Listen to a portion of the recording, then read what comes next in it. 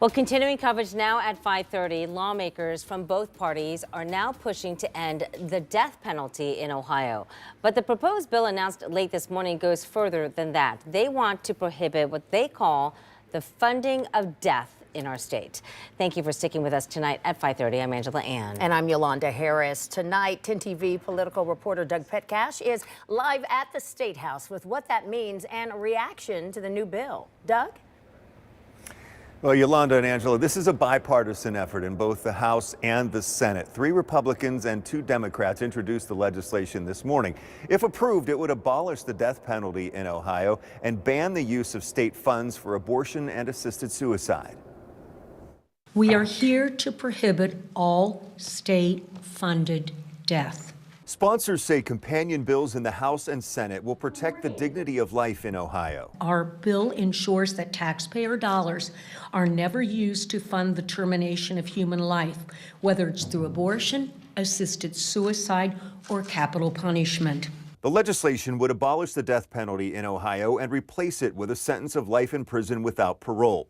Rachel Muha's son Brian was murdered 25 years ago. She opposes the death penalty and supports the bill. True justice does not mask suffering with more violence. Instead, it calls us to respond to even the most unimaginable pain with love.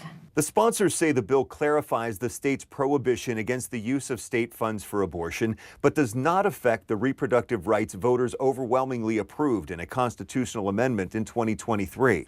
Nothing in our bill will take that away from anyone in the state of Ohio. Senate Minority Leader Nikki Antonio supports abortion access and has fought for years to abolish the death penalty. She calls the bill a compromise. We as a society must be better than our worst criminals and better than our flawed criminal justice system. The ACLU of Ohio opposes the bill. In a statement, it said, "Our organization has maintained an anti-death penalty stance since our founding, but this bait and switch bill is a wolf's in sheep's clothing, slyly designed to limit how public funds can be used for abortion care and coverage." House Minority Leader Allison Russo says she needs to see the details of the bill. While we support, many of us support eliminating the death penalty, we have to do it while also maintaining those reproductive freedoms. Governor Mike DeWine has instituted an unofficial moratorium on executions in Ohio, citing the lack of lethal injection drugs.